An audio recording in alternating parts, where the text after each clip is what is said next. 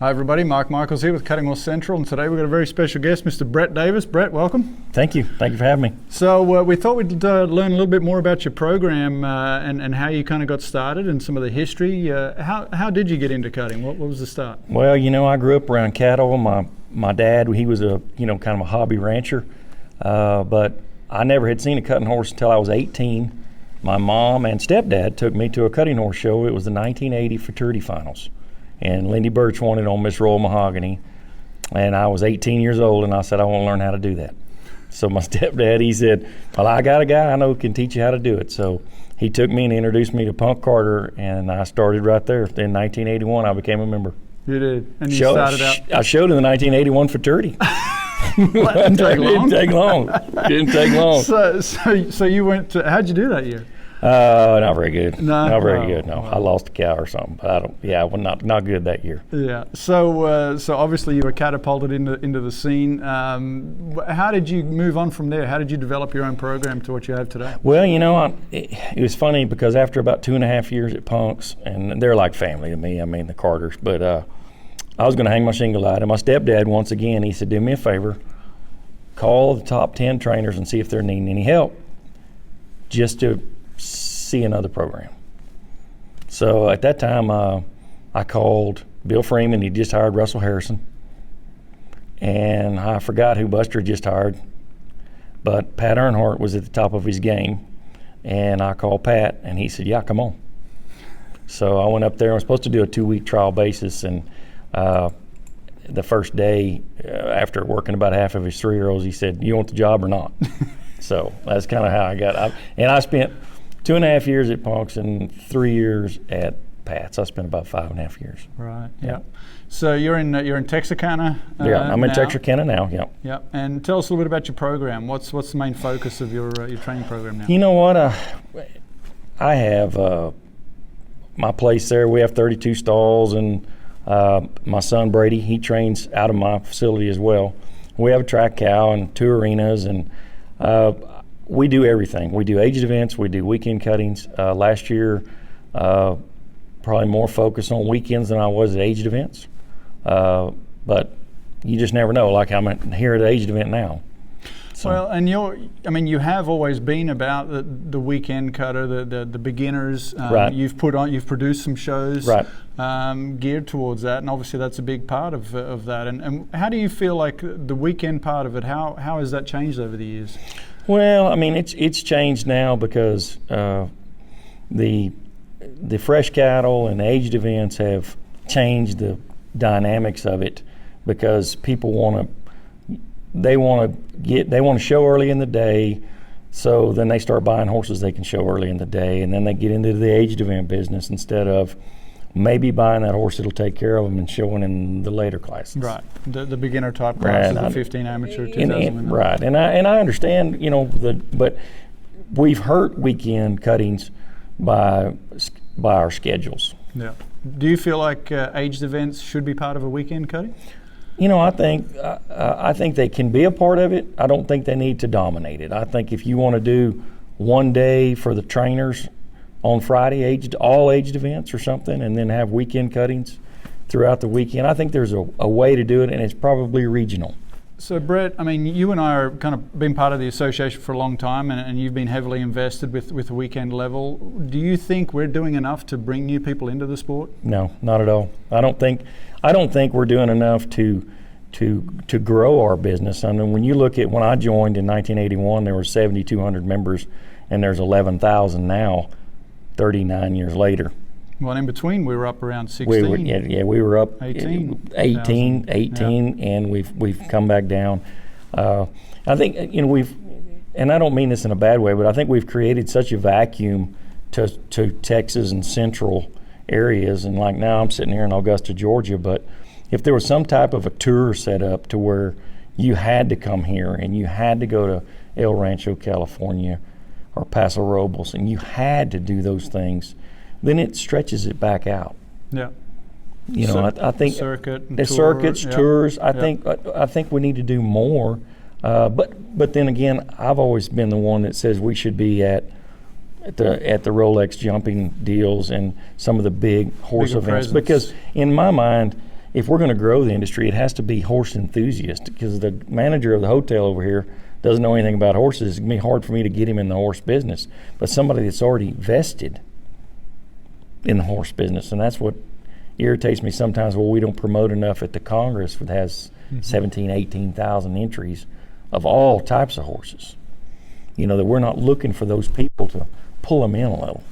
Well, and I think you can even go further than that. I mean, look right here in Augusta, and I've been coming here since '92. You've been coming here a lot longer than that. This is traditionally one of those shows where people show up that may never have seen a cutting horse before. And I mean, out the gate right now, there's people rolling in for the 5-6-year-old finals tonight. They're out there, they're paying tickets to come in and watch this, and there's going to be a lot of people in there tonight. And we can't seem to draw that in our areas where we have the shows in Texas and the surrounding areas. Right. And maybe that's something we need to look at is spreading some of those shows out like that in new places. I think so. I think you have to. I think you need to go to like some of the fastest growing cities in the nation. I mean, Nashville, Tennessee, somewhere around that region, and advertise it. Yeah. It's those are the things I think. That's how you get people. First, they got to see it. They got to see it. Yeah. So, changing, tax a little bit. What about the leveling system? I mean, everybody's got an opinion. We've seen it kind of play out in different versions now, and we're using the NCHA 3 levels here. We've got the Super Stakes coming up that's going to have the 3 levels. What are your kind of thoughts on or concerns on some of that? Well, I mean, first, I think it's the National Cutting Horse Association. It shouldn't be the National Cutting Riders Association. But if you want to level the people in the people classes, which is the amateur and the non-pro, because that's about the person, you can level them. But if you're going to move over into my division, you can't level us, because to me, once you're a professional, if you're good enough to compete as a professional, if you've got a really good horse, it wouldn't matter what level you're in. But we have a lot of horses that are intermediate horses that, for example, the mare I'm showing tonight in the finals has won 17,000 lifetime going against Dual Rayish. Yeah. So where does that? I mean, because how many times can I do that? Right. So to me, you got to level the horses. If there was talking to everybody, if there was a $50,000 and less 5 and 6 year old class everywhere, you could grow that. The ones over 50, everybody says, well, it'll kill the upper level. No, it won't. I mean, look at that string of horses Lloyd Cox had last year. Right. Every one of them would have been in that big class, but so would Austin, so would a Bow, so whatever. As long as there's more money in that one, it won't matter. Well, they're going to take a shot at it. As long as there's more money in it, it won't matter. If the upper level, if the other one's called a novice, there's not going to be as much money unless you can get in the upper level. Yeah. But you can show back in the novice too. I just think, honestly, I think it's more about us. In our class, it's more about the horse. And my son, who's a growing young trainer, well, he asked me a question the other day. He said, well, how does a young man get a leg up?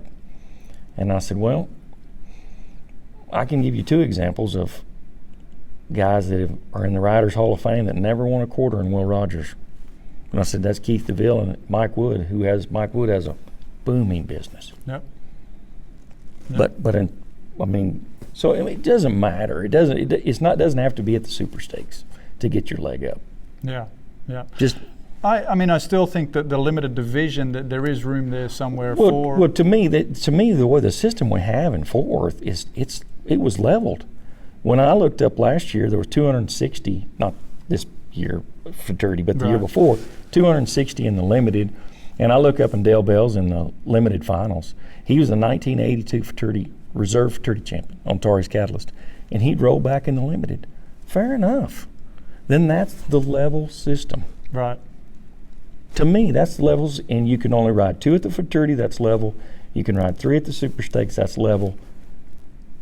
Probably would help if they went back to you could only ride 2 5s and 2 6s. That's a form of leveling. Yeah. Well, and that's going to bring in the limited riders to jump on those other 6-year-olds or other. To me, that would probably be the fix in Fort Worth. Yeah. But now to tell these independent show producers how to do their system, I don't know. I know here at Augusta they're up entries, not in open, but the other classes, the people there's classes. A lot more classes. Yeah, there's a lot more classes. Yeah, for sure. So if you have more classes, you're going to have more entries. Yeah. Well, let's lighten it up a little bit now. What? I'm passionate about this now. Yes, you are. Well, and that's why I wanted to talk to you, because I know you are, and I know you've got some ideas, Right. and I wanted to get those ideas out there and let people kind of chew on that a little bit and decide what they want on it. Right. But like I said, you've been showing since 1980, 81. You've shown a lot of different places. What are some of your favorite places outside of Will Rogers, obviously the historic Will Rogers? What's a place you really like to go show? You know what I like here? I like Augusta. I've had a lot of success here, and of course you always, go to where you've had a lot of fun. I enjoy Jackson, Mississippi. I just love the people there. I kind of cut my teeth since I lived in Mississippi while I worked for Pat. I used to enjoy years ago going to California to Griffith Park. Right. That was a lot of fun. And I haven't yet gone to Vegas. I went to watch a roping out there, but I want to go to Vegas. And last year I went to Queen Creek. That was a lot of fun. Yeah. A lot of fun. And of course I love Will Rogers. That's the best place to cut. But. Yeah, for sure. So when you're not training horses, what are you doing? I like to play golf if I get time. I like fishing, and I like kind of a hobby is working on my place. Yeah, just doing a little maintenance. Yeah, I'm the guy. I'm the maintenance guy. So. It's good therapy too. Yeah, it's good therapy. It's like cleaning stalls. Yeah, you Gives get a lot out of your head when you're bush hogging. That's for sure. Well, Brett, thanks very much for stopping by. You bet, buddy. Enjoyed it, and good luck in the finals here, and we'll see you down the road. Thanks, sir. Thank you. Thanks for watching. Be sure to subscribe to our YouTube channel right here and receive notifications for all the latest videos we post here. And follow us on Facebook, Instagram, and Twitter. And we'll keep you updated on everything that's going on in the cutting arena near you. Thanks for watching.